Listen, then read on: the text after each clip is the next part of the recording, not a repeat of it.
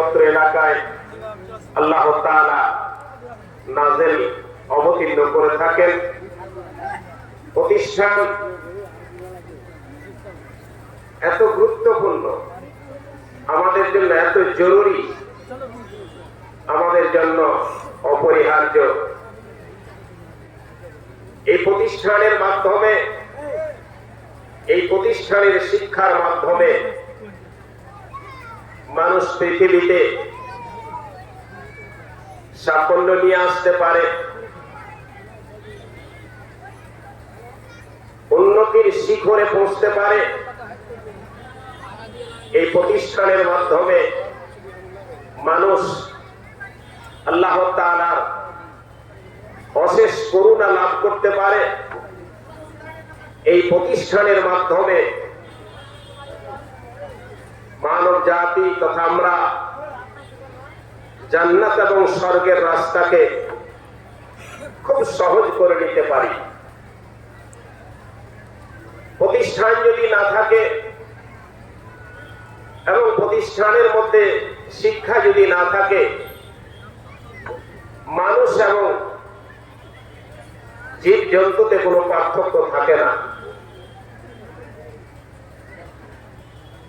এই সমস্ত প্রতিষ্ঠান শিক্ষা ব্যবস্থা এটা জাতির জন্য মেরুদণ্ড। আদর্শ শিক্ষা, আদর্শ প্রতিষ্ঠান এটা জাতির জন্য মেরুদণ্ড। আমরা ইংরেজিতে অনেক কথা পড়েছি এবং শুনেছি। Education is compulsory every of life. জীবনের প্রতি পদে শিক্ষার প্রয়োজন। শিক্ষা ছাড়া কোনো জাতি উন্নত লাভ করিতে পারে না।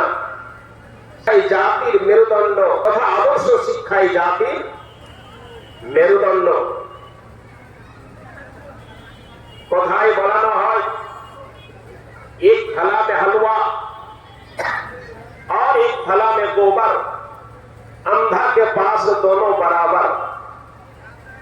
একটি থালাতে যদি একটি অন্ধ লোককে হালুয়া দেওয়ানো হয়, অপর একটি থালাতে যদি সেই অন্ধ লোকটিকে গোবর দেওয়ানো হয়, জন্তু জানোয়ারের ময়লা দেওয়ানো হয়, অন্ধ লোকটা দুইটি জিনিসের মধ্যে তফাৎ করতে পারে না, পার্থক্য করতে পারে না। যেমন ভাবে বা অনুরূপ ভাবে মানুষের মধ্যে শিক্ষা দীক্ষা না থাকলে সে মানুষ ন্যায় অন্যায় ভালো মন্দর বিচার করতে পারে না। অন্ধ লোক যতক্ষণ পর্যন্ত জিহ্বার স্বাদ না নিবে, দুইটি দ্রব্যের মধ্যে পার্থক্য করতে পারে না যে কোনটা হালুয়া আর কোনটা গোবর। সেইভাবে মানুষের মধ্যে শিক্ষা, মানুষের মধ্যে দীক্ষা, মানুষের মধ্যে শিষ্টাচার এ সমস্ত যদি না থাকে, তাহলে মানুষটা পার্থক্য করতে পারে না যে কোনটা ন্যায় কোনটা অন্যায়। এই সমস্ত বিচার করার তার মধ্যে সেই জিনিস আসতে পারে না। সেই সমস্ত শিক্ষার জায়গা হচ্ছে স্কুল, কলেজ, এই মাদ্রাসা, মক্তব, ইউনিভার্সিটি, এই সমস্তগুলো এই শিক্ষার জায়গা। এবং আদর্শ শিক্ষা এই প্রতিষ্ঠানগুলোতেই দেওয়ানো হয়। প্রশাসন, মাদ্রাসার শিক্ষা, এখানে আদর্শ শিক্ষায় দেওয়ানো হয়। অতএব এই শিক্ষার মাধ্যমে আল্লাহ তাআলা মানব জাতিকে ইহকালে সম্মানীয় করে, আখিরাতেও সম্মানীয় করবেন। আল্লাহ তাআলা পরিষ্কার করে বলছেন, ইয়ারফাইল্লাহুল্লাযীনা আমানু মিনকুম ওয়াল্লাযীনা উতুল ইলমা দারাজাত ওয়াল্লাহু বিমা তা'মালুনা খাবীর। ইয়ারফাইল্লাহুল্লাযীনা আমানু মিনকুম ওয়াল্লাযীনা, যারা আল্লাহ তাআলা মানুষকে সম্মানীয় করে পৃথিবীতে দুটো জিনিসের মাধ্যমে। ইয়ারফাইল্লাহুল্লাযীনা আমানু মিনকুম, যারা তোমাদের মধ্যে ঈমানদার, ঈমানের মাধ্যমে মানুষ পৃথিবীতে সম্মান পেতে পারে, ইমানের মাধ্যমে মানুষ এই পৃথিবীতে সম্মানীয় হতে পারে। ওয়াল্লাযীনা উতুল ইলমা দারাজাত, এবং শিক্ষার মাধ্যমে মানুষ এই পৃথিবীতে সম্মান পেতে পারে। অতএব ঈমান এবং শিক্ষা দুটো জিনিস ওতপ্রোতভাবে জড়িত রয়েছে। একটা ছাড়া একটাকে পাওয়া খানিকটা অসম্ভবের মতো হয়ে যায়।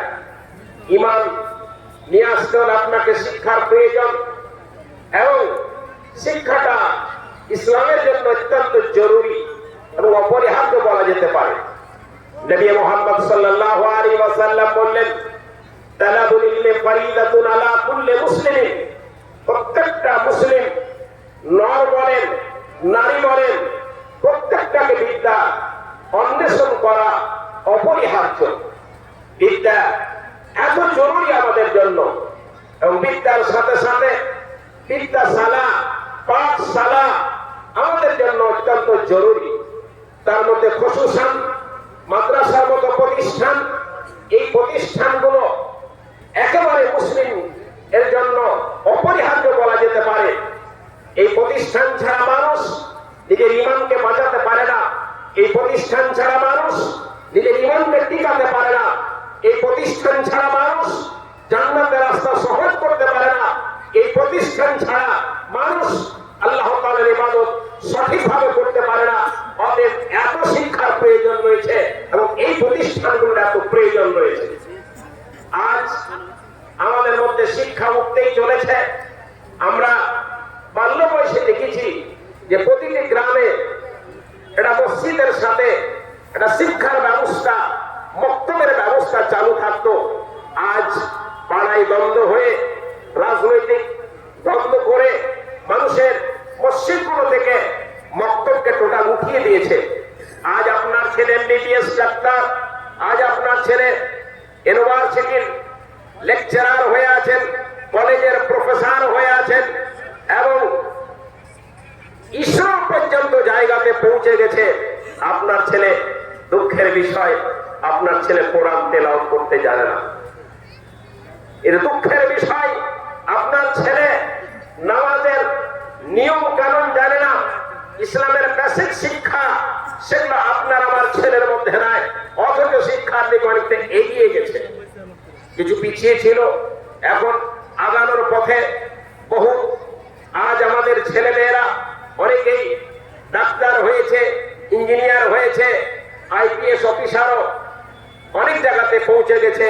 কিন্তু দুঃখের বিষয়, ইসলামের শিক্ষা তাদের মধ্যে, বেসিক শিক্ষাটুকু তাদের মধ্যে নাই, বেসিক প্রাথমিক শিক্ষাটুকু তাদের মধ্যে নাই। শিক্ষা অপরিহার্য। এই শিক্ষা নবী মুহাম্মদ সাল্লাল্লাহু আলাইহি ওয়াসাল্লাম তিনি বলছেন। হযরত মুআবিয়া রাদিয়াল্লাহু তাআলা আনহু এই হাদিসে নকল করছেন, মান ইউরিদিল্লাহু বিহি খায়রান ইউফাক্কিহু ফিদ-দীন। নবী মুহাম্মদ সাল্লাল্লাহু আলাইহি ওয়াসাল্লাম বললেন, পৃথিবীর মানুষেরা শুনে নাও, মুমিন মানুষেরা শুনে নাও, আমার সাহাবায়ে কিরাম তোমরা শুনে নাও, মান ইউরিদিল্লাহু বিহি খায়রান ইউফাক্কিহু ফিদ-দীন। আল্লাহ তাআলা যাদেরকে ভালোবাসেন, আল্লাহ তাআলা যাদেরকে ভালোবাসেন তাদেরকে রব্বুল আলামিন দ্বীনের জ্ঞান দেন, ধর্মের জ্ঞান দেন। ধর্মের জ্ঞান এটা সবাই পায় না। আল্লাহ তাআলা যাদেরকে ভালোবাসেন তাদেরকে ধর্মের জ্ঞান দেন। এই কথা নবী মুহাম্মদ সাল্লাল্লাহু আলাইহি ওয়াসাল্লাম বলেন। জ্ঞান এবং ধর্মের জ্ঞান আমরা কতটুকু জানি এটা আমরা প্রত্যেকেই জানি। আমরা নিজে নিজে বুকে হাত দিয়ে যদি বলি আমি কোরআন তেলাওয়াত করতে জানি কি জানি না, আমার ছেলে কোরআন তেলাওয়াত করতে জানে কি জানে না, আমার স্ত্রী কোরআন তেলাওয়াত করতে জানে কি জানে না, আমার মেয়ে কোরআন তেলাওয়াত করতে জানে কি জানে না, আমার মা কোরআন তেলাওয়াত করতে জানে কি জানে না, আমার বাবা কোরআন তেলাওয়াত করতে জানে কি জানে না, আমি যাকে বৌমা করে নিয়ে এসেছি সেই বৌমা কোরআন তেলাওয়াত করতে পারে কি পারে না। আমরা বউ দেখতে গিয়ে ছেলের বাবা বলে, মাধ্যমিকে কত নম্বর পেয়েছো, উচ্চ মাধ্যমিকে কত নম্বর পেয়েছো, এবং বিয়ে কত নম্বর রয়েছে, এমএ কত নম্বর রয়েছে, কি সাবজেক্ট নিয়ে তোমার পড়াশোনা হয়েছে, কি বিষয় নিয়ে তোমার পড়াশোনা হয়েছে। দুঃখের বিষয় মহিলা যে মা তুমি কোরআন পড়তে জানো কি জানো না, কোরআন তেলাওয়াত করতে জানো কি জানো না, কোরআনের এত গুরুত্ব, কোরআনের এত তাৎপর্য, কোরআনের এত মাহাত্ম্য। পূর্বের বক্তা আব্দুর রহমান বলছিলেন যে রব্বুল আলামিন নবী হযরত মুহাম্মদ সাল্লাল্লাহু আলাইহি ওয়াসাল্লাম তিনি বললেন খায়রুকুম মান তাআল্লামাল কুরআনা ওয়াল্লামা। পৃথিবীর মানুষ শোনো, তিনি বক্তব্য দিচ্ছিলেন, কয়েকটা গুণ তিনি গোনাচ্ছিলেন যে আল্লাহ তাআলার নিকটে সবচেয়ে ভালোবাসা, নবী মুহাম্মদ সাল্লাল্লাহু আলাইহি ওয়াসাল্লামের নিকটে সবচেয়ে ভালোবাসা, আল্লাহ তাআলার নিকটে সেই ভালোবাসা মানুষ এর কয়েকটা র‍্যাঙ্ক রয়েছে, কয়েকটা নাম্বার রয়েছে। তার মধ্যে প্রথমেই তিনি বললেন খায়রুকুম মান তাআল্লামাল কুরআনা ওয়াল্লামা। তোমাদের মধ্যে সবচেয়ে সেই ব্যক্তিটা উত্তম মানুষ, আল্লাহ তাআলার নিকটে সবচেয়ে সেই মানুষটা ভালো মানুষ। খায়রুকুম মান তাআল্লামাল কুরআনা, যারা কোরআনকে শিখে এবং মানুষকে কোরআনের শিক্ষা দেয়, কোরআন শিখে এবং কোরআন শিক্ষা দেয়। পৃথিবীর মধ্যে আল্লাহ তাআলার নিকটে নবী মুহাম্মদ সাল্লাল্লাহু আলাইহি সাল্লামের নিকটে সবচেয়ে আল্লাহ তাআলার নিকটে ভালো মানুষ কোরআন যে শিক্ষা করে, শিক্ষা দেয়। আপনি কোরআন শিক্ষা দিতে পারবেন না হয়তো, কিন্তু কমস কম আপনি নিজে তো কোরআন শিখবেন, নিজে তো কোরআন তেলাওয়াত করবেন, নিজে কোরআন দেখে তেলাওয়াত করুন, কিছু অংশ আপনি মুখস্থ করুন, তারপর পুরো তেলাওয়াত যখন হয়ে গেল পুরো কোরআন মাজিদ খানা তার আপনি তরজমা পড়তে শুরু করুন। তরজমা আপনার পড়া হয়ে গেল, এবার আপনি ব্যাখ্যা বিশ্লেষণ পড়াশোনা করুন, তাহলে আপনি ইমানের সাথে ওতপ্রোতভাবে আপনি জড়িত হয়ে যাবেন। আল্লাহ কি আপনি বুঝতে পারবেন, নবী মুহাম্মদ সাল্লাল্লাহু আলাইহি ওয়াসাল্লাম কি তিনি কেমন ছিলেন, কি ছিলেন সেটা আপনি বুঝতে পারবেন। যতক্ষণ পর্যন্ত এই শিক্ষা আপনার মধ্যে আসবে না, ততক্ষণ পর্যন্ত আপনার মধ্যে পূর্ণ ঈমান হতে পারে না। সুতরাং শিক্ষা এত অপরিহার্য। আজ আমরা ছেলের জন্য লাখো লাখো টাকা খরচ করি, পরিবারের জন্য আমরা কোটি কোটি টাকা খরচ করি, ছেলের জন্য বাড়ি ক্রয় করি, মেয়ের জন্য কত কিছু করি, ছেলেদের জন্য জায়গা করেছি, বাড়ি করেছি, ঘর করেছি, গাড়ি করেছি, জমি জায়গা করেছি, কত না কিছু করেছি। এই ছেলে কিয়ামতের মাঠে আপনাকে ছেড়ে পালিয়ে যাবে। এত কিছু করা সত্ত্বেও আপনার সাথ দিবে না। নবী মুহাম্মদ সাল্লাল্লাহু আলাইহি ওয়াসাল্লামকে রব্বুল আলামিন জানিয়ে দিলেন, এর নবী তুমি বলে দাও ইয়াউমা ইয়াফিরুল মারউ মিন আখিহি ওয়া বিহি ওয়া উম্মিহি ওয়া সাহিবাতিহি ওয়া বানিহি। কিয়ামতের মাঠে যেই দিন মহাপ্রলয় হবে, তারপর হাসরের ময়দান হবে। এই হাসরের ময়দানে বিচারের মসনদে রব্বুল আলামিন বসে যাবেন। নবী মুহাম্মদ সাল্লাল্লাহু আলাইহি ওয়াসাল্লাম রব্বুল আলামিনের ডান পাশে সিজদায় তিনি পড়ে যাবেন, বাম পাশে সেই মসনদের বাম পাশে আল্লাহ তাআলার আরশের বাম পাশে জাহান্নামকে নিয়ে আসানো হবে। এত ভয়াবহ জাহান্নাম, এত ভয়াবহ জাহান্নাম, জাহান্নামকে দেখা মাত্রই মানুষের হুঁশ পর্যন্ত উড়ে যাবে। কেন বা হুঁশ উড়বে না?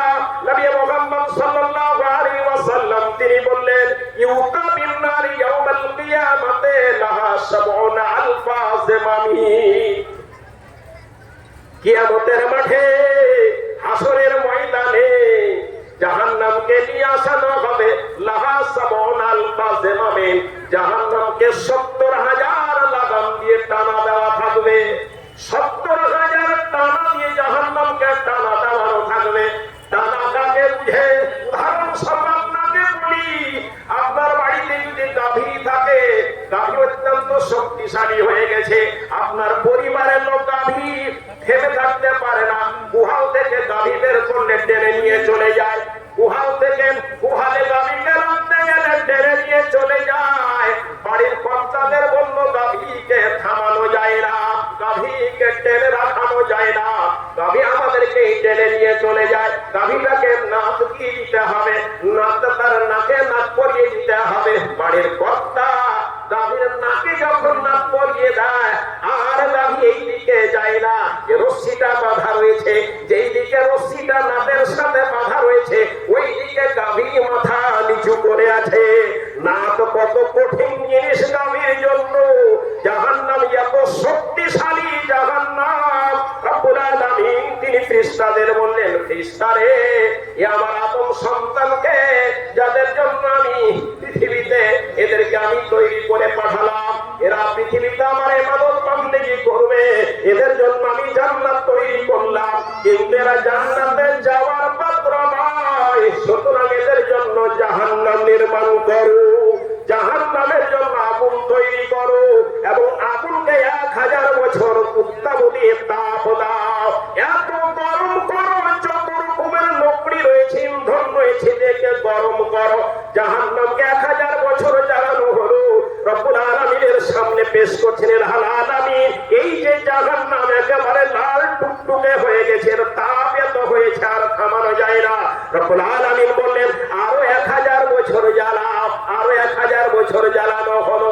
জাহান্নামের আগুনের রং একেবারে সাদা ধবধবে হয়ে গেল, সাদা ধবধবে হয়ে গেল 2000 বছর পরে। এবার দেখানো হলো, রব্বুল আলামিন বললেন না আরো 1000 বছর জ্বালাও, আরো 1000 বছর জ্বালাও। 3000 বছর যখন জ্বালানো হয়ে গেল, জাহান্নামের রং একেবারে কালো ফুটফুটে অন্ধকারের মতো হয়ে গেল। এবার আল্লাহর সামনে পেশ করলেন, রব্বুল আলামিন বলছেন এইবার যথেষ্ট হয়েছে, জাহান্নামীদের জাহান্নামে জ্বালাবার জন্য যথেষ্ট হয়েছে। ফেরেশতারা বলছে, রব্বুল আলামিন জাহান্নামীদেরকে জাহান্নামে জ্বালাবার জন্য যথেষ্ট, তবে জাহান্নামকে থেমে পারা যায় না, জাহান্নাম রেগে কেটে পড়ে যাচ্ছে, জাহান্নামের অবস্থা অত্যন্ত কঠিন হয়ে গেছে। আল্লাহ তাআলা বলছেন, তাকাদু তামাইয়াদু মিনাল গায়ব কুল্লামা উলকিয়া ফীহা ফাওজুন সালাহুম খাযানাতুহা আলাম ইয়াতিকুম নাযীর। সূরা মুলকের মধ্যে আল্লাহ বলছেন, জাহান্নাম রেগে একদম ফেটে চুরচুর হয়ে যাচ্ছে, এত তাপ বেশি হয়ে গেছে, জাহান্নামকে রুকানো যায় না, একেবারে রেগে চকনাচুর হয়ে গেছে জাহান্নাম। রব্বুল আলামিনের ফেরেশতারা বলবে, জাহান্নামের দারোগারা বলবে, জাহান্নামীরা যখন জাহান্নামে যাবে, আলাম ইয়াতিকুম বিনাযীর, এরে জাহান্নামীরা পৃথিবীতে কি তোমাদের কেউ জাহান্নাম থেকে ভয় দেখার জন্য যায়নি? জাহান্নাম থেকে ভয় দেখার জন্য কেউ পৃথিবীতে থেকে যায়নি? কেন তোমরা জাহান্নামে সে এত ভয়াবহ আযাবের মধ্যে? এবার আপনি চিন্তা করে দেখুন, জাহান্নামকে 70,000 লাগাম পরানো রয়েছে, 70,000 লাগাম দিয়ে টানা ধরানো রয়েছে। তারপরে নবী মুহাম্মদ বলছেন, লাহা সাবউন আলফা জিমামিন ওয়া মা কুল্লি জিমামিন লাহা সাবউন আলফা মিনাল মালাইকা। প্রত্যেকটা জিঞ্জিরকে 70,000 করে ফেরেশতা টানা দিয়ে ধরে আছে। প্রত্যেকটা জিঞ্জিরকে 70,000 ফেরেশতা। কতটি ফেরেশতা লাগবে? 4,90,00,000।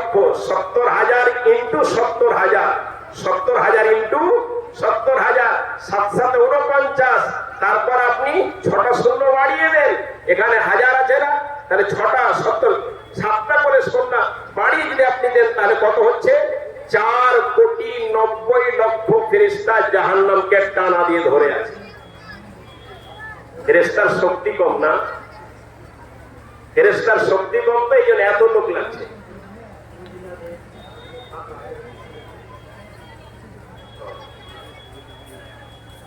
মহিলা সামনে দিকটা ফাঁকা রয়েছে, আপনারা পিছনে ভিড় করছেন, সামনে দিক ফাঁকা আছে, সাইড দিয়ে আপনারা সামনের দিকে চলে আসুন। জালসা তো শুরু হয়েছে মাগরিবের আগে থেকে, কিন্তু এখন আমাদের মেন উদ্বোধন এখন হচ্ছে, মানে এখন লোকজন আসছে আর কি, এতক্ষণ চলে গেল। মা এবং বোন আমার যারা আসছো, এই সামনের দিক ফাঁকা আছে, আপনাদের সামনে দিক, তার মানে আমার মনে হয় এই উত্তর দিক ফাঁকা আছে, এইদিকে আপনারা চলে আসেন। যারা ভলেন্টিয়ার আছেন তেনারা একটু দেখেন। কথা বলছিলাম যে ফেরেশতাদের শক্তি কম, গাছ কাটে না, যারা কাঠুরিয়া গাছ কাটে তো গাছটা পড়ে যাবে, জন্য ধরে থাকে, শক্তিমান ছেলেদেরকে দিয়ে রশ্মি ধরায়। 4,90,00,000 ফেরেশতা জাহান্নাম যেন 1 ইঞ্চি দিক ওদিক সরে না যায়, না হলে সব তাস নাশ হয়ে যাবে, সব নিয়ম কানুন ভেঙে যাবে। একেবারে ঠিক জায়গাতে জাহান্নামকে দাঁড়িয়ে রাখতে হবে। নবী মুহাম্মদ সাল্লাল্লাহু আলাইহি ওয়াসাল্লাম একবার মক্কা থেকে তায়েফের ময়দানে ইসলাম প্রচারের জন্য গেলেন। তায়েফের যুবকেরা পাথর মেরে মেরে নবী মুহাম্মদকে রক্তে রঞ্জিত করলেন। জিবরাইলকে আল্লাহ তাআলা বললেন, জিবরাইল রে, পৃথিবীতে যাও, আমার নবী মুহাম্মদ যা বলবে সেই মোতাবেক কাজ করো, যা নির্দেশ দিবে সেই মোতাবেক তুমি পৃথিবীতে কাজ করো। জিবরাইল এসে বলছেন, ইয়া রাসূলুল্লাহ, তায়েফের মানুষেরা আপনাকে চিনতে পারেনি, রক্তে রঞ্জিত করেছে, সুতরাং আপনি যা বলবেন তাই করব। নবী মুহাম্মদ গো, আপনি যদি বলেন আমার সাথে 2টো ফেরেশতা রয়েছে, 2টো ফেরেশতা রয়েছে, মাত্র 2টো পাহাড়ের ফেরেশতা রয়েছে, আপনি বললে 2টো পাহাড়ের ফেরেশতা, 2 জন ফেরেশতা 2টো পাহাড়কে এইভাবে নিয়ে এসে তায়েফের মাটিকে একেবারে পিষে ছাতু ছাতু করে দিবে। কত শক্তি ফেরেশতারা আপনি দেখেন, এত শক্তিশালী ফেরেশতা জাহান্নামকে ধরে আছে 4,90,00,000 ফেরেশতা। তো বিচার তো শুরু হতে যাচ্ছে, জাহান্নাম সামনে দেখতে পাচ্ছে। সেই দিন বাপ ছেলেকে ছেড়ে পালাবে, ছেলে বাপকে ছেড়ে পালাবে, ভাই ভাইকে ছেড়ে পালিয়ে যাবে, স্বামী স্ত্রীকে ছেড়ে পালিয়ে যাবে, স্ত্রী স্বামীকে ছেড়ে পালিয়ে যাবে।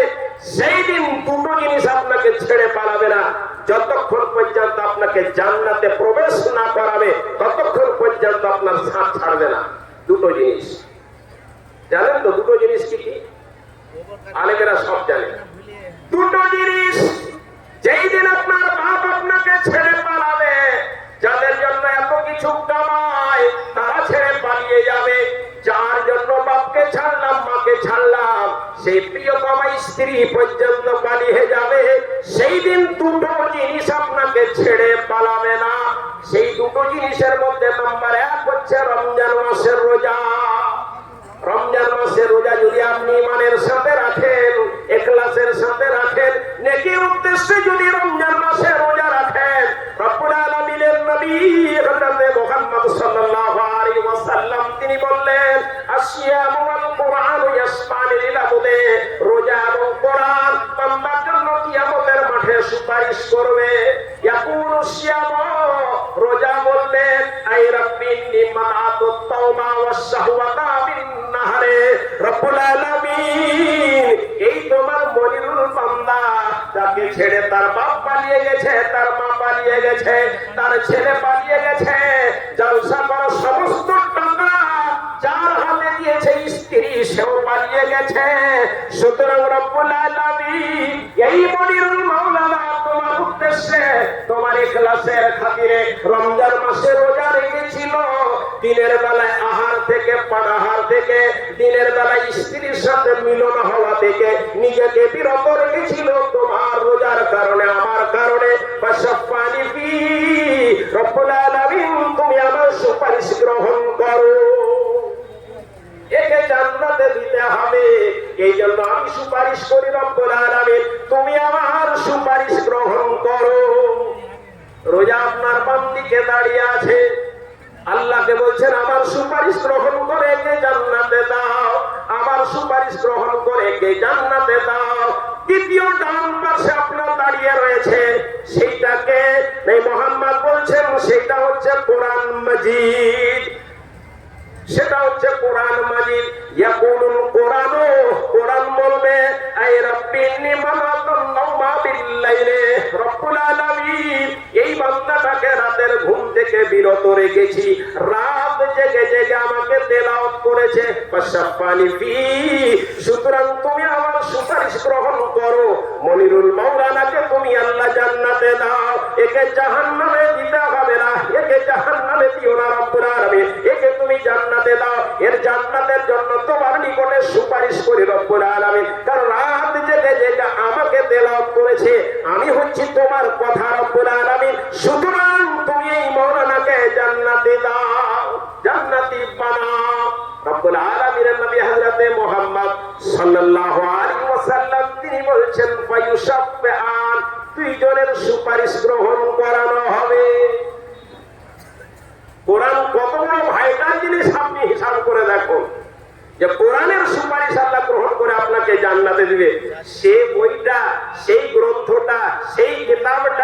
সেই কালামুল্লাহ, সেই কোরআন মাজিদ না আমি তেলাওয়াত করতে জানি, না আমার বাপ তেলাওয়াত করতে জানে, না আমার ছেলে তেলাওয়াত করতে জানে, না আমার মেয়ে তেলাওয়াত করতে জানে, না আমার পরিবারে কোনোদিন তেলাওয়াত হয়, কোনোদিনই হয় না এই কোরআন মাজিদ। অথচ শিক্ষার আমি আমার বাড়িতে পাহাড় তৈরি করেছি, শিক্ষার পাহাড় তৈরি করেছি, কিন্তু কোরআন তেলাওয়াত হয় না। অতএব শিক্ষা অত্যন্ত গুরুত্বপূর্ণ। নবী মুহাম্মদ সাল্লাল্লাহু আলাইহি ওয়াসাল্লাম তিনি বলছেন, হযরতে আবু হুরায়রা, আব্দুল্লাহ ইবনে মাসউদ হাদিসটা রওয়ায়াত করতে রয়েছেন, নবী মুহাম্মদ সাল্লাল্লাহু আলাইহি ওয়াসাল্লাম বলেন, আন-নাসু মাদিনুন কামাদিনিজ যাহাবি ওয়াল ফিজ্জাতি। মানুষেরা হচ্ছে খনি, মানুষেরা খনি। আফগানিস্তানে এখন খনি বেরিয়েছে, এত সোনার খনি আর কিসের কিসের খনি এখন পৃথিবীর মধ্যে আমার মনে হয় নাম্বার 1 এ পৌঁছে যাবে। আল্লাহ দিয়ে দিয়েছে, ভূমিকম্প নিয়ে যে সব খনি হয়তো ওই দেশে দিয়ে দিয়েছে। নবী মুহাম্মদ বললেন, আন-নাসু মাদিনুন, মানুষেরা খনি। আপনি খনি একজন, কেমন খনি? কামাদিনিজ যাহাবি ওয়াল ফিজ্জাতি, যেমন সোনার খনি এবং চাঁদির খনি হয়, তেমনি ভাবে একজন মানুষ হচ্ছে খনি। খিয়ারুহুম ফিল জাহিলিয়া খিয়ারুহুম ফিল ইসলাম ইল্লা ফাকাহু। খিয়ারুহুম ফিল জাহিলিয়া খিয়ারুহুম ফিল ইসলামে, জামানে জাহেলিয়াতের যুগে, বর্বরতার যুগে, অন্ধকারের যুগে যেই মানুষটা ভালো ছিল, ইসলামের যুগেও সেই মানুষটা ভালো। ইদা ফাকাহু, তার মধ্যে ধর্মের জ্ঞান থাকে, তার মধ্যে ধর্মের জ্ঞান থাকে, তাহলে সেটা জাহেলিয়াতের যুগেও যদি ভালো থাকে, ইসলামের যুগেও সেটা ভালো। নাম শুনেছেন হযরত আব্দুল্লাহ ইবনে সালাম রাদিয়াল্লাহু তাআলা আনহু, ইহুদিদের মধ্যে সবচেয়ে বড় আলেম, আহলে কিতাবের মধ্যে সবচেয়ে বড় আলেম। নবী মুহাম্মদ সাল্লাল্লাহু আলাইহি ওয়াসাল্লাম যখন মক্কা থেকে মদিনা হিজরত করে যায়, ওই সময়তে আব্দুল্লাহ ইবনে সালাম তিনি তার পরিবারকে নিয়ে, জন চাকর নিয়ে খেজুর গাছ থেকে খেজুর তিনি পাড়ছিলেন। বাগান, বহুত বড় বাগান। নবী মুহাম্মদ সাল্লাল্লাহু আলাইহি ওয়াসাল্লাম গোয়া থেকে মদিনাতে পৌঁছলেন। গোটা মদিনায় আওয়াজ উঠে গেল যে মুহাম্মদ সাল্লাল্লাহু আলাইহি ওয়াসাল্লাম তিনি মদিনা পৌঁছে গেছেন। এবার আব্দুল্লাহ ইবনে সালাম তিনি বাগানেই তার পরিবারের কাছ থেকে শুনতে পেলেন, বাগান থেকেই সরাসরি নবী মুহাম্মদের নিকটে আসলেন। এসে নবী সাল্লাল্লাহু আলাইহি ওয়াসাল্লামের সাথে কথোপকথন হলো, হওয়ার পরে উনি বাড়ি গেলেন। বাড়ি থেকে আবার তিনি আসছেন, এসে নবী মুহাম্মদকে 3খানা প্রশ্ন করলেন। কি বলছেন? মুহাম্মদ বিন আব্দুল্লাহ, আপনাকে 3খানা প্রশ্ন করব, এই 3 প্রশ্নের উত্তর কোন নবী এবং রাসূল ছাড়া দিতে পারে না। যদি আপনি 3 প্রশ্নের উত্তর দিতে পারেন, তাহলে আপনি প্রকৃতপক্ষে নবী। আর যদি 3 প্রশ্নের উত্তর দিতে না পারেন, তাহলে আপনি নবী না, আপনি ঢঙ্গি বাবা। নবী ছাড়া এই 3 প্রশ্নের উত্তর কেউ দিতে পারে না। 3 প্রশ্ন শুরু করলেন। প্রথম প্রশ্ন করলেন, মুহাম্মদ বিন আব্দুল্লাহ, আপনি বলুন, জান্নাতে মানুষেরা যাবে তো সর্বপ্রথমে তাদের কি নাস্তা দেওয়ানো হবে? সর্বপ্রথমে তাদের নাস্তা কি দেওয়ানো হবে? নাম্বার 2 প্রশ্ন হয়ে গেল, ওগো মুহাম্মদ আপনি বলুন, বাচ্চা যে জন্মগ্রহণ করে সেই বাচ্চাটা মায়ের মতো কেন হয়, বাপের মতো কেন হয়? এই প্রশ্ন উত্তর দিতে হবে। এই যে প্রশ্নগুলো হয়ে গেল, নবী মুহাম্মদ সাল্লাল্লাহু আলাইহি ওয়াসাল্লাম তিনি বলছেন যে আনেফান, এখনই আমাকে জিবরাইল বলে গেল। জিবরাইল আমাকে এখনই বলে গেল। আব্দুল্লাহ ইবনে সালাম বলছেন, জিবরাইল তো আমাদের দুশমন। এই পরে পরে নবী 3 প্রশ্নের উত্তর জিবরাইলের মাধ্যমে উনি দিয়ে দিলেন। আব্দুল্লাহ ইবনে সালাম ইসলাম গ্রহণ করলেন। আব্দুল্লাহ ইবনে সালাম জামানে জাহেলিয়াতের মধ্যে সবচেয়ে ভালো ছিলেন। ইসলাম যখন আসলো, ইসলামের দিকে তিনি সবচেয়ে ভালো হলেন। নবী মুহাম্মদ সাল্লাল্লাহু আলাইহি ওয়াসাল্লাম বলছেন, আন-নাসু মাদিনুন কামাদিনিজ যাহাবি ওয়াল ফিজ্জাতি, মানুষেরা হচ্ছে খনি, যেমন সোনার খনি এবং চাঁদির খনি। সুতরাং শোনো, জাহেলিয়াতের যুগে যদি তার মধ্যে ধর্মের জ্ঞান থাকে, আপনি আপনার ছেলে মেয়েকে ধর্মের জ্ঞান দিয়ে আপনি শিক্ষায় করুন। আমি আপনাকে বলতে চাইছি না যে সব বাদ দিয়ে আপনার ছেলেকে আপনি বড় বড় আলেম তৈরি করুন। যার ভাগ্যে রয়েছে বড় আলেম তৈরি হবে, কমস কম আপনার ছেলেকে মাদ্রাসায় বেসিক শিক্ষাগুলো দিতে হবে, কোরআনের শিক্ষাগুলো দিতে হবে, নামাজের শিক্ষাগুলো দিতে হবে, ইমানি শিক্ষাগুলো আপনার ছেলেকে দিতে হবে। যার জন্য প্রয়োজন রয়েছে এই সমস্ত প্রতিষ্ঠানের প্রয়োজন রয়েছে, মাদ্রাসার প্রয়োজন রয়েছে, মক্তবের প্রয়োজন রয়েছে। শুধু তাই নয়, নবী মুহাম্মদ সাল্লাল্লাহু আলাইহি ওয়াসাল্লাম তিনি বলছেন, হযরত আবু হুরায়রা রাদিয়াল্লাহু তাআলা তিনি হাদিসটি নকল করছেন। নবী মুহাম্মদ বলেন, লা হাসাদা ইল্লা বিসনাতাইনি। হিংসা বুঝেন তো? হিংসা জায়েজ নয়, শরীয়তে হিংসা জায়েজ নয়। কেউ যদি কারণে হিংসা করে, কারণে হিংসা কেউ করে, নবী মুহাম্মদ বলছেন কারণে হিংসাটা তার কোনো ইবাদতই কবুল হয় না। কারণে হিংসা কোনো কারণ নাই।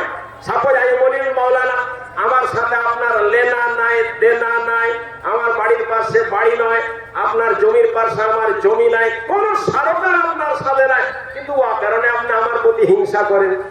কারণে কোনো কারণ নাই হিংসা। এইরকম কিছু মানুষ আছে কারণে হিংসা করে। এদের ইবাদত বান্দায় কবুল হয় না, না ফরজ কবুল হয় না, নফল ইবাদত কবুল হয়। নবী মুহাম্মদ সাল্লাল্লাহু আলাইহি ওয়াসাল্লাম বললেন, ইয়াকুমুল হাসাদা, হিংসা থেকে বাঁচো। ইয়াকুমুল হাসাদা, হাসাদ থেকে বাঁচো, হিংসা থেকে বাঁচো, ঈর্ষা থেকে বাঁচো। ফাইনাল হাসাদা ইয়াকুলাল হাসানা, হিংসা তোমার জীবনের সমস্ত নেকিকে খেয়ে নেয়। কামা তাকুলান নারাল হুতাবা, যেমন করে আগুন লকড়িকে খেয়ে নেয়। আগুন লকড়িকে যেমন করে খায়, আপনার হিংসা আপনার জীবনের সব নেকিকে খেয়ে নেবে। যদি আপনার ভিতরে হিংসা থাকে, আপনার নামাজের নেকি খেয়ে নিয়েছে। আপনার ভিতরে হিংসা থাকলে আপনার রোজার নেকি খেয়ে নিয়েছে। আপনার ভিতরে হিংসা থাকলে আপনার কোরআন তেলাওয়াতের নেকি খেয়ে নিয়েছে।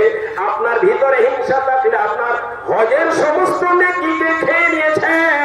আপনার ভিতরে যদি হিংসা থাকে, তাহলে আপনার পিতা মাতার সেবা করার যে নেকি রয়েছে, পরিবারের পিছনে খরচ করার যত নেকি রয়েছে, ভিখারিকে ভিক্ষা দেওয়ার যত নেকি রয়েছে, সমস্ত নেকি আপনার এই হিংসা খেয়ে ফেলে দিবে। তাই তো নবী আমার বলেন, ইয়াকুমুল হাসাদা, হিংসা থেকে বাঁচো। ফাইনাল হাসাদা ইয়াকুলাল হাসানা, হিংসা তোমার জীবনের সমস্ত নেকিকে খেয়ে নেবে। কামা তাকুলান নারাল হুতাবা, যেমন করে আগুন লকড়িকে খেয়ে নেয়। আগুন লকড়িকে খেয়ে নেয়। নবী উদাহরণটা কিভাবে দিয়েছেন দেখুন। বালুয়া ঘাট গ্রামের যতগুলো লকড়ি আছে, আপনি এক জায়গাতে জমা করে আগুন জ্বালিয়ে দেন, কয়েক মিনিটের মধ্যে শেষ হয়ে যাবে। হরিশ্চন্দ্রপুর এলাকার যত লকড়ি আছে, আগুন জ্বালিয়ে দেন জমা করে, কয়েক ঘন্টার মধ্যে শেষ করে দিবে। ওরা ভারতবর্ষের যত লকড়ি রয়েছে জমা করে আগুন জ্বালিয়ে দেন, সমস্ত নেকিকে কয়েক দিনের মধ্যে শেষ করে দিবে।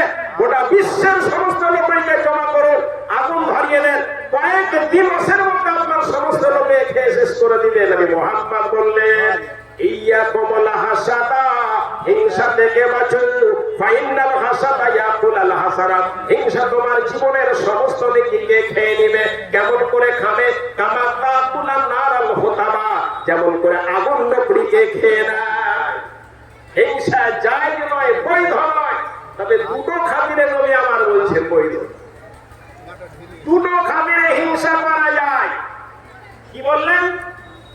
নবী মুহাম্মদ বলছেন, লা হাসাদা ইল্লা বিসনাতাইনি, হিংসা জায়েজ নয়, বৈধ নয়, তবে দুটো খাতিরে হিংসা করানো যায়। লা হাসাদা, হিংসা জায়েজ নয়, ইল্লা বিসনাতাইনি, দুটো বিষয়ে হিংসা করানো যায়।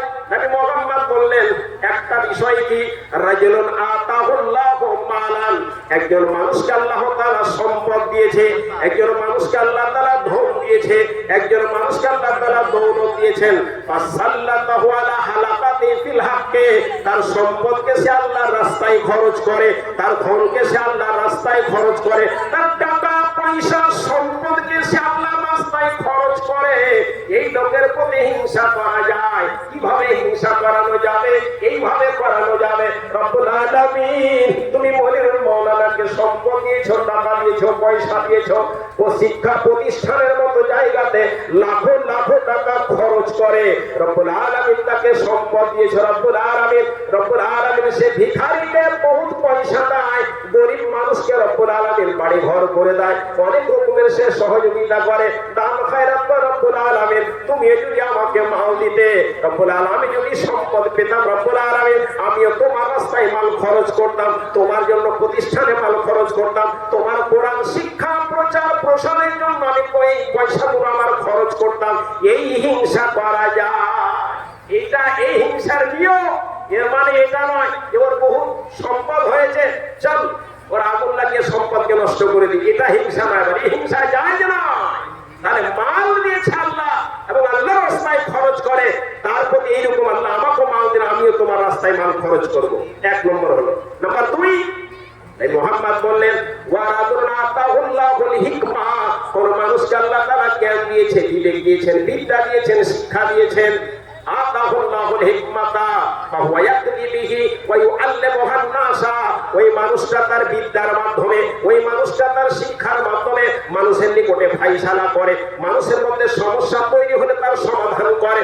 রব্বুল আলামিন তুমি যদি আমাকে শিক্ষা দাও, তুমি যদি আমাকে এরকম বিদ্যা করো রব্বুল আলামিন, আমার ছেলেকে এরকম বিদ্যা করো রব্বুল আলামিন, তাহলে আমার ছেলেটা মানুষকে শিক্ষা দিবে, মানুষের নিকটে এই সমস্ত খরচ করবে। রব্বুল আলামিনের নবী হযরত মুহাম্মদ সাল্লাল্লাহু আলাইহি ওয়াসাল্লাম তিনি আরেকখানা হাদিস বলছেন, ইদা মাতাল ইনসানু ইনকাতাহু আমালুহু, মানুষ যখন মারা যায় তার সমস্ত কাজ বন্ধ হয়ে যায়। মানুষ যখন মারা যাবে তার সমস্ত কাজ বন্ধ হয়ে যাবে। যেই দিন আমি মরে যাব, আমি মাগরিবের নামাজ পড়লাম আপনার স্টেশনের উত্তর পাশে মসজিদে, এশারের নামাজ আপনার মাদ্রাসার ঘরে পড়লাম, যেই দিন আমি মরে যাব সেই দিন আমি আর নামাজ পড়তে পারবো না, আমার নামাজের নেকি আর আমি পাবো না। যেই দিন আমি মরে যাব সেই দিন কোরআন তেলাওয়াত করতে পারবো না, আমার কোরআন তেলাওয়াতের নেকি আর আমি পাবো না। যেই দিন আমি মরে যাব সেই দিন আর রোজা রাখতে পারবো না, আমার রোজার নেকি আর আমি পাবো না। যতটুকু ইবাদত বান্দেগি করি রব্বুল আলামিনের নিকটে, যেই দিন আমি মরে যাব সেই দিনের নেকি আর আমার বন্ধ হয়ে যাবে, আর আমার কোনো নেকি হবে না। তাই তো নবী মুহাম্মদ সাল্লাল্লাহু আলাইহি ওয়াসাল্লাম বললেন, ইদা মাতাল ইনসানু ইনকাতাহু আমালুহু, মানুষ যখন মারা যায় তার সমস্ত কাজ বন্ধ হয়ে যায়, ইল্লা মিন সালাস, তিনটা কাজের নেকি বন্ধ হয় না। তিন কাজের নেকি বন্ধ হয় না। আপনি মরে যাবেন, আপনি কবরে চলে যাবেন, আপনি কবরে শুয়ে থাকবেন, আপনার হাসরের ময়দান কিয়ামত পর্যন্ত তিনটা কাজের নেকি আপনার বন্ধ হবে না। আপনার বাপ মারা গেছে, তার নেকি বন্ধ হয়ে গেছে, তিনটা কাজ যদি করে থাকেন তার কবরে নেকি পৌঁছতে রয়েছে, তার আমল নামায় নেকি পৌঁছতে রয়েছে। আপনার দাদু মারা গেছে, কতদিন আগে মারা গেছে, তার সমস্ত কাজ বন্ধ হয়ে গেছে, তবে তিনটা কাজ যদি করে থাকে এখনো তার আমল নামায় নেকি পৌঁছতে রয়েছে। আপনার পদ্দাদু মারা গেছে, আপনার লাক্কার দাদু মারা গেছে, আপনার ছাক্কার দাদু মারা গেছে, পূর্বপুরুষ আপনার সমস্ত মারা গেছে, তাদের নেকি বন্ধ হয়ে গেছে, তবে তিনটা কাজ যদি করে থাকে তার নেকি বন্ধ হয়নি। নাম্বার এক, নবী মুহাম্মদ বললেন, নাম্বার এক বললেন সাদকায়ে জারিয়া। সাদকায়ে জারিয়া যদি আপনি করে থাকেন তাহলে আপনার নেকি বন্ধ হবে না, আপনার আমল নামায় নেকি বন্ধ হবে না। সাদকায়ে জারিয়া, সাদকায়ে জারিয়া কাকে বলানো হয়? জনকল্যাণমূলক কাজকে সাদকায়ে জারিয়া বলানো হয়। যেই কাজের মাধ্যমে জনসাধারণ উপকার পায়, যেই কাজের মাধ্যমে জন্তু জানোয়ার উপকার পায়, যেই কাজের মাধ্যমে আপনার পক্ষালী উপকার পায়, যেই কাজের মাধ্যমে জন্তু জানোয়ার উপকার পায়, মানুষ তো দূরের কথা, মানুষ যদি উপকার পায়, এই সমস্ত জিনিসগুলো সাদকায়ে জারিয়া। এই মাওলানা সাহেব ওয়াজ করছিলাম, শুনলাম তিনি একটা কথা এখানে বললেন, খায়রু খায়রিন নাসে মান আনফাহুমুন নাস, খায়রু খায়রিন নাসে মান আনফাহুমুন নাস, মানুষের মধ্যে সবচেয়ে উত্তম মানুষ রব্বুল আলামিনের নিকটে সেই মানুষ, আনফাহুমুন নাস, যাদের দ্বারা মানুষ উপকার পায়, যেই মানুষগুলো মানুষের উপকার করে, সেই মানুষগুলো পৃথিবীর মধ্যে সবচেয়ে উত্তম মানুষ। খায়রু খায়রিন নাসে, মানুষের মধ্যে উত্তম, উত্তমের মধ্যে উত্তম। সুপারলেটিভ ডিগ্রি যারা ইংরেজিতে পড়াশোনা করেছো, ডিগ্রি পড়েছো, positive degree, comparative degree, superlative degree যারা পড়েছো, ভালো, অধিকতর ভালো, সর্বাপেক্ষা ভালো এই মুহাম্মদ ভাষাটা ব্যবহার করেছেন। খাইরু খাইরিন নাসে আনফাহুমুন নাস, মানুষের মধ্যে উত্তমের মধ্যে উত্তম সেই ব্যক্তি, আনফাহুমুন নাস, যারা মানুষের উপকার করে, মানুষের যারা উপকার করে। বিভিন্ন হাদিসের গ্রন্থে পাওয়া যায়, ইবনে কাইয়িম রাহমাতুল্লাহ আলাইহি তিনি বলছেন, জাদুল বিভিন্ন কিতাবের মধ্যে মুফাসসিরিন کرام বলতে রয়েছে, যতগুলো কাজ রয়েছে ঈমানের পর ঈমান আল্লাহর প্রতি ঈমান আনা, তারপর যত বড় বড় কাজ রয়েছে, পাঁচ ওয়াক্তের নামাজ কায়েম করা, রমজান মাসে রোজা রাখা, যাকাত দেওয়া, হজ করা, যত বড় বড় কাজ রয়েছে, এই বড় বড় কাজের পরে সবচেয়ে যেই কাজ আল্লাহ সন্তুষ্ট হয়, সবচেয়ে যেই কাজ আল্লাহ তাআলা খুশি হয়, সেটা হচ্ছে মানুষের উপকার করা। মানুষের উপকার করলে আল্লাহ তাআলা সবচেয়ে খুশি হয়। অন্যদিকে অনুরূপভাবে নবী মুহাম্মদ সাল্লাল্লাহু আলাইহি ওয়াসাল্লামের হাদিসের ব্যাখ্যাতে বোঝানো যায়, কুফরির পরে, আল্লাহকে অস্বীকার করার পরে, হারাম কাজগুলো করার পরে পরে যতগুলো হারাম কাজ রয়েছে, বড় বড় হারাম রয়েছে, চুরি করা, ডাকাতি করা, ব্যভিচার করা, ছিনতাই করা, রাহাজানি করা, মদ খাওয়া, সুদ খাওয়া, যতগুলো হারাম কাজ রয়েছে, হারাম কাজের পরে সবচেয়ে যেটা আল্লাহ তাআলা বেশি অসন্তুষ্ট হয় মানুষের প্রতি, ওই মানুষের প্রতি যেই মানুষটা মানুষের ক্ষতি করে, মানুষের ক্ষতি করলে আল্লাহ তাআলা ওই মানুষের প্রতি সবচেয়ে অসন্তুষ্ট হয়ে যায়। কথা বলছিলাম বাপুরে আমার, নবী মুহাম্মদ বলেন, ইদা মাতাল ইনসানু ইনকাতানু আমালুহু, মানুষ যখন মারা যায় তার সমস্ত কাজ বন্ধ হয়ে যায়, ইল্লা মিন সালাস, তিনটা কাজের নেকি বন্ধ হয় না। নাম্বার 1 সাদকায়ে জারিয়া। সাদকায়ে জারিয়া হচ্ছে মানুষের উপকার করা, সাদকায়ে জারিয়া হচ্ছে জনকল্যাণমূলক কাজ করা, সাদকায়ে জারিয়া হচ্ছে জনসাধারণ উপকার করা। এইরকম কাজ যদি পৃথিবীতে আপনি করে যান, তাহলে আপনার আমলনামাতে, অ্যাকাউন্টের খাতাতে আপনার নেকি পৌঁছতেই থাকবে। আপনি মরে গেছেন, আপনার কবরে নেকি পৌঁছতে রয়েছে। এই সাদকায়ে জারিয়ার মধ্যে বিভিন্ন র‍্যাঙ্ক রয়েছে, বিভিন্ন নাম্বার রয়েছে। তার মধ্যে যদি দেখানো যায়, প্রথম নম্বরে আসবে আপনার আল্লাহর ঘর, মসজিদ। কেউ যদি মসজিদ কায়েম করে যায়, মসজিদ তৈরি করে যায়, নিছক আল্লাহ তাআলার উদ্দেশ্যে মসজিদ নির্মাণ করে যায়, এটা সাদকায়ে জারিয়ার 1 নম্বর পজিশনে আসবে। নাম্বার 2 যদি আসে আপনার এইরকম প্রতিষ্ঠান, যেই প্রতিষ্ঠানে হাদিসের শিক্ষা দেওয়া হয়, যেই প্রতিষ্ঠানে কোরআনের তাফসীরের শিক্ষা দেওয়ানো হয়, এই প্রতিষ্ঠানগুলো নাম্বার 2 এ মানুষ মারা যাবে, আপনি মরে যাবেন, এই প্রতিষ্ঠান যতদিন পর্যন্ত কায়েম থাকবে, এই প্রতিষ্ঠানে যতদিন পর্যন্ত কালার রাসূলের কথা হবে, এই প্রতিষ্ঠানে যতদিন কোরআনের তাফসীর পড়ানো হবে, এই কোরআন প্রতিষ্ঠান যতদিন জীবিত থাকবে, ততদিন পর্যন্ত আপনার আমলনামায় নেকি পৌঁছতেই থাকবে। এই প্রতিষ্ঠান যারা নির্মাণ করে গেছিল, এই প্রতিষ্ঠান যারা ভিত গেড়ে গেছিল, ইখলাসিয়াতের সাথে যারা ভিত গেড়ে গেছে, আজও তাদের কবরে নেকি পৌঁছতে রয়েছে। মনিরুল মাওলানা এখানে এসে, এই প্রতিষ্ঠান না থাকলে এখানে আসতো না, হাদিস কোরআনের চর্চা করতো না।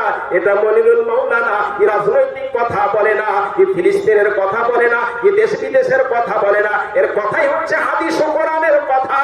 সুতরাং নবী মুহাম্মদ সাল্লাল্লাহু আলাইহি ওয়াসাল্লাম তিনি বললেন, রাত্রে যদি 1 ঘন্টা হাদিস ও কোরআনের চর্চা করে, হাদিস ও কোরআনের দাস যদি রাত্রে 1 ঘন্টা দেয়, সারা রাত্রি নফল নামাজের চেয়ে বেশি নেকি হবে।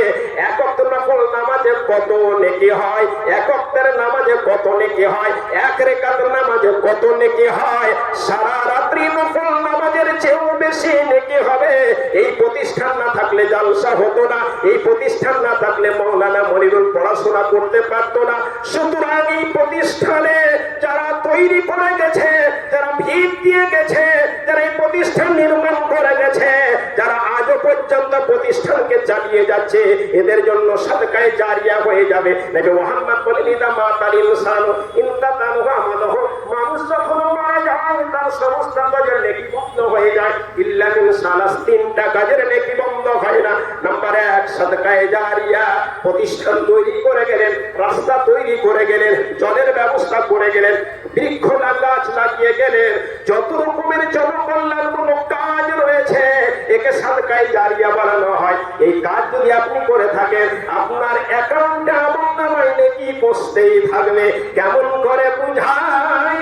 আপনার হিসাব হচ্ছে, আপনাকে মারা গেলেন, কবরে আপনার ঠোকাই শুরু হয়ে গেছে, কবরে আপনার ঠোকাই শুরু হয়ে গেছে। হযরত উসমান রাদিয়াল্লাহু তাআলা আনহু তিনি কবরের কাছে গেলে অঝর নয়নে কাঁদতেন। উম্মে হানি প্রশ্ন করলেন, আমিরুল মুমিনিন উসমান রাদিয়াল্লাহু তাআলা আনহু, বুঝতে পারি না আপনার সামনে জাহান্নামের বিবরণ দিলে আপনি এত কাঁদেন না, জান্নাতের বিবরণ হলে আপনি এত কাঁদেন না, যত আপনি কবরের পাশে কাঁদেন। উসমান বলছে, উম্মে হানি তোমরা জানো না, তোমরা কি রাসূলের কথা শোনোনি? কবরে যদি কেউ প্রথমেই পরিত্রাণ পেয়ে যায়, তাহলে তার বাকি অবস্থা সহজের উপর সহজ হয়ে যাবে। কবরে যদি প্রথম কেউ আটকা পড়ে যায়, তাহলে তার মুশকিলের উপর মুশকিল, মুশকিলের উপর মুশকিল হতে থাকবে, মুশকিলের উপর মুশকিল। তাই কবরে আমি এত কাঁদি। যে উসমান নবীর নিকটে পরিবার জান্নাত কিনে নিয়েছিলেন, যে উসমান নবীর নিকটে তিনি একই মজলিসে 7 বার জান্নাত কিনে নিয়েছিলেন, আল্লাহর রাস্তায় পয়সা খরচ করে, দান করে তিনি নবীর নিকটে 7 বার জান্নাত কিনে নিয়েছিলেন। কারণ দান হচ্ছে হজ্জা, দান হচ্ছে আপনার দলিল। কি করে আপনাকে বোঝায়? নবী মুহাম্মদ সাল্লাল্লাহু আলাইহি ওয়াসাল্লাম বললেন, আস-সাদকাতু বুরহানুন, সাদকা হচ্ছে, দান হচ্ছে আপনার দলিল।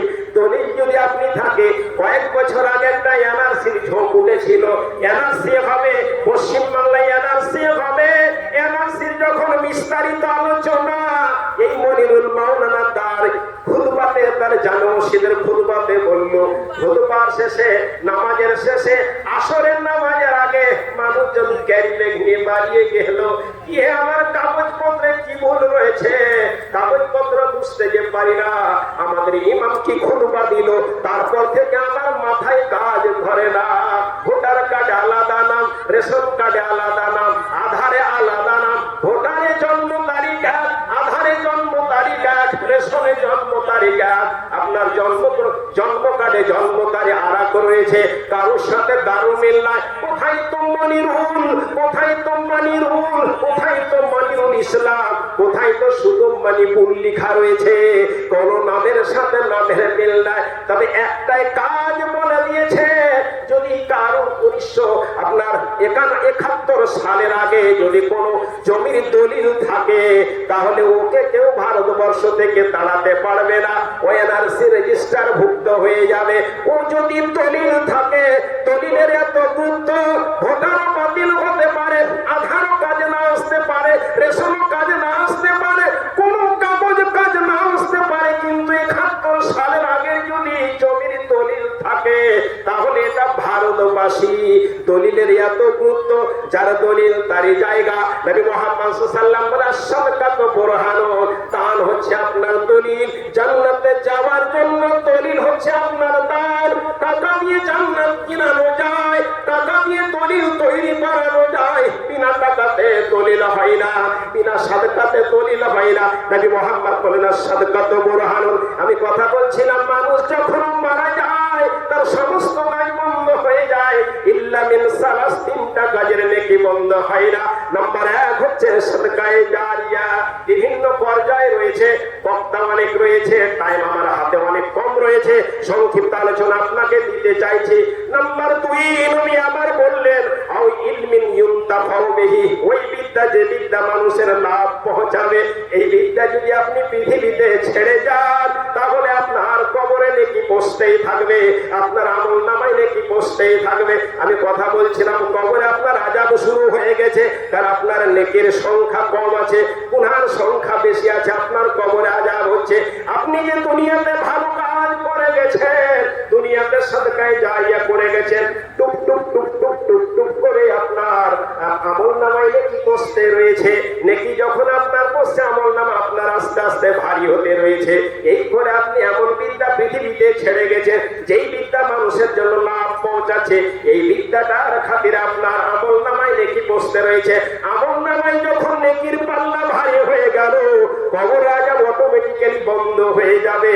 হাসর তো পরের কথা, কবরে আপনার আযাবটা বন্ধ হয়ে যাবে। কথা বলছিলাম, ইলমিন ওই বিদ্যা, যে বিদ্যা মানুষের জন্য লাভ পৌঁছাবে, এই প্রতিষ্ঠানে যে বিদ্যা দেওয়ানো হয়, আমার তো মনে হয় না যে এই প্রতিষ্ঠানের বিদ্যা কোনো মানুষের ক্ষতি করে, এই প্রতিষ্ঠানের বিদ্যা কোনো মানুষের কোনো ক্ষতির মধ্যে ফেলে, এরকম কিছু আমি দেখতে পাই না। কারণ এই প্রতিষ্ঠানগুলোতে যেই শিক্ষা দেওয়ানো হয়, যেই চর্চা করানো হয়, সেটা মানুষের জন্য উপকার করে, পৃথিবীর মানুষের জন্য উপকার করে।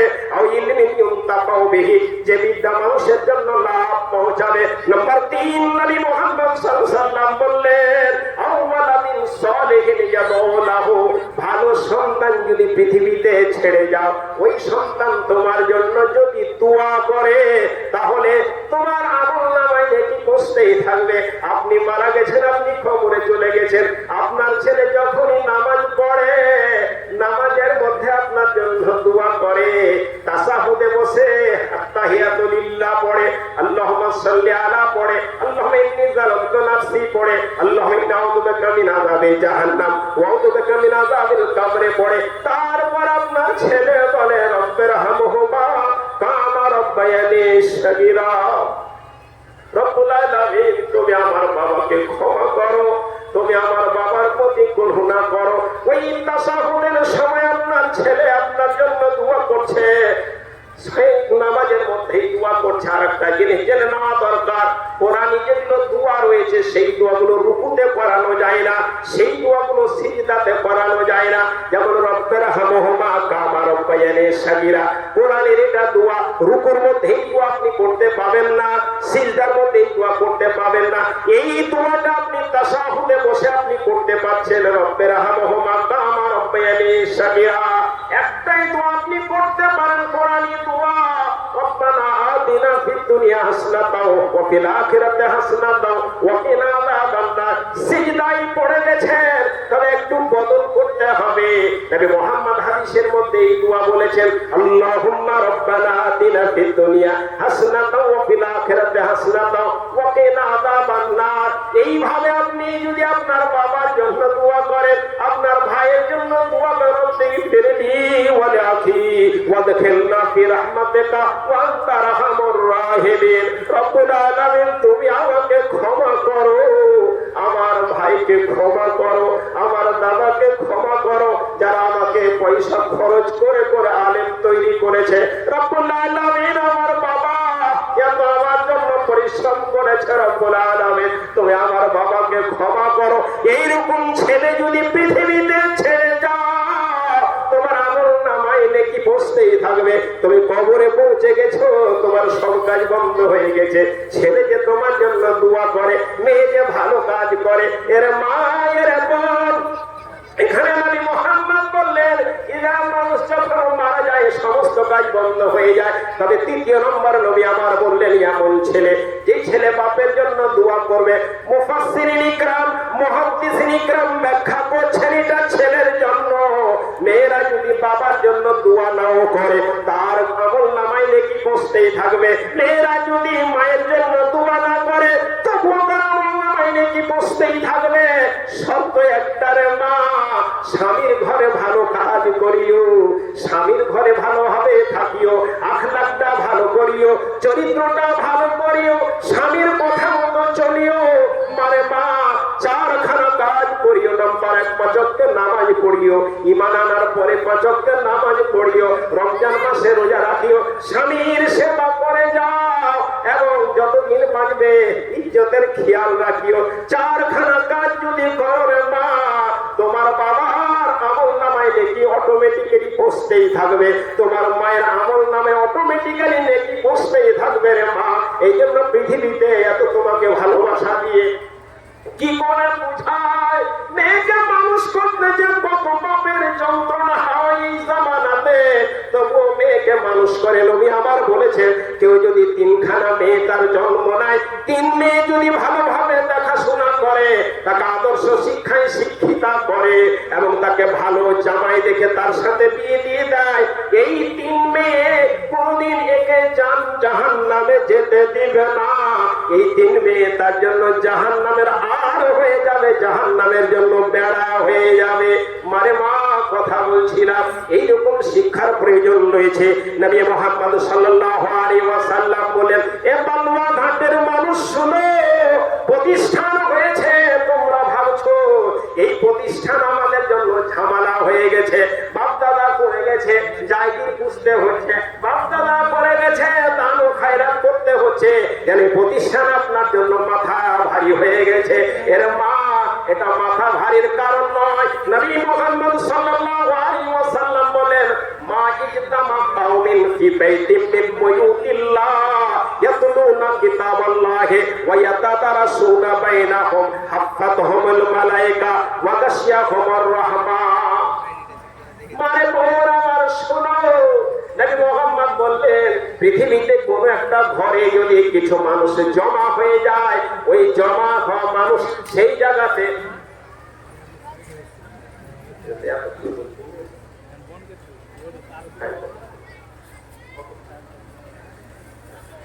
কথা বলছিলাম। তাহলে কি বললেন, যদি এইরকম হয়ে যায়, নবী মুহাম্মদ বললেন, মা ইজতামা কাউমিন ফি বাইতিন মিন বুয়ুতিল্লাহ, কোন কম কিছু মানুষ, কিছু ছেলে মেয়ে এক জায়গাতে জমা হয়ে গেল, ইয়াতলুনা কিতাবাল্লাহি, কোন মাদ্রাসার মধ্যে, প্রতিষ্ঠানের মধ্যে, ইয়াতলুনা কিতাবাল্লাহি, কোরআন তেলাওয়াত করে, ওয়া ইয়াতাদারাসুনাহু বাইনাহুম, আপসের মধ্যে তারা দারস ও তাদরিস দেওয়া করে। এই মুহাম্মদ বলছেন, ইল্লা আলাইহিমুস সাকিনা, ওই জায়গাতে সাকিনা, রহমত নাজেল হয়ে যায়, আল্লাহর রহমত নাজেল হয়। ওয়া গাশিয়াহুমুর রাহমা, আল্লাহর রহমত সেটাকে একেবারে ঢেকে নেয়। ওয়া হাফাতহুমুল মালায়েকা, ফেরেশতারা একেবারে আচ্ছাদিত হয়ে যায়। যদি আপনার উপর বালার মুসিবত আসে, ফেরেশতারা আপনাকে আটকে দিবে। এই প্রতিষ্ঠানে আপনার সকাল হলে শিক্ষকেরা বসে যায়, একেবারে কোরআন তেলাওয়াতের দাস দিতে শুরু করে, হাদিসের দাস দিতে শুরু করে। অন্যভাবে মাগরিবের পর কোরআন তেলাওয়াত হয়, জোহরের পর ছাত্ররা কোরআন তেলাওয়াত করে, মাগরিবের পর করে, আপনার ফজরের পর তেলাওয়াত করে। এই প্রতিষ্ঠান অল্প এলাকার জন্য হাফাতহুমুল মালায়েকা ওয়া গাশিয়াহুমুর রাহমা, এবং শান্তি অবতীর্ণের কারণ হয়ে যায়। আরেকটা হাদিস আপনাকে শুনিয়ে দিই, কারণ আমি এই হাদিসের বক্তা। আপনাকে জানাই, বাইজাবি শরীফ এখানে তাওরা জানানো হয়, বাইজাবি শরীফ এখানে পড়ানো হয়। হাদিসটা যদিও একটু দুর্বল রয়েছে রাবের দিক দিয়ে, সূরা ফাতিহার তাফসীরে বর্ণনা করতে রয়েছেন ইমাম বাইজাবি রাহমাতুল্লাহ আলাইহি বলছেন, কোন গ্রামে যদি আযাব অবতীর্ণ হয়, সাপোজ আপনার বালুয়াঘাট গ্রামে আল্লাহ আযাব নিয়ে আসছে, এখানকার মানুষ খারাপ হয়েছে, এখানকার মানুষ আযাবে তাদের দিতে হবে, সেই সূত্রে আযাব নেমে চলে আসে। ওই মুহূর্তে বালুয়াঘাটের কোন এক জায়গাতে যদি বাচ্চা ছেলে, যারা সাবালক হয়নি, বাচ্চা ছেলে, এই বাচ্চা ছেলে যদি সূরা ফাতিহা পাঠ করে, আযাব নেমে আসে, আর সূরা ফাতিহা তেলাওয়াত শুরু হয়ে গেছে। নবী মুহাম্মদ সাল্লাল্লাহু আলাইহি ওয়াসাল্লাম বললেন, ওই আযাবটাকে আল্লাহ 40,000 বছর স্থগিত করে দিবেন। 40,000 বছর আযাব স্থগিত। তাহলে প্রতিষ্ঠানটার কত গুরুত্ব, প্রতিষ্ঠানটার কত তাৎপর্য রয়েছে, আপনি এই জায়গা থেকে বুঝতে পারেন। বহু হাদিস রয়েছে, আমি শুনছিলাম আলেমদের, আমাদের মাদানী সাহেব বলছিলেন, আলেমদের ভালোবাসা, আলেমদের ভালোবাসা তো অপরিহার্য। আমি কদিন আগে কোথায় জলসা করতে যাচ্ছিলাম, না জলসা না, মালদা আসছিলাম আর কি, দেখলাম পাশে উঠলো আমার ফ্যামিলির সাথে আছে। আমার কিছুক্ষণ পরে চেকপোস্ট একটা জায়গা আছে, ময়না চেকপোস্ট, ওইখানে একটা ঠাকুর উঠলো, পুরোহিত উঠলো। এবার আমার ওই দিকে ধ্যান যে কন্ট্রাক্টরের ভাড়া নেয় কি নাই না, নেয় কি নাই না।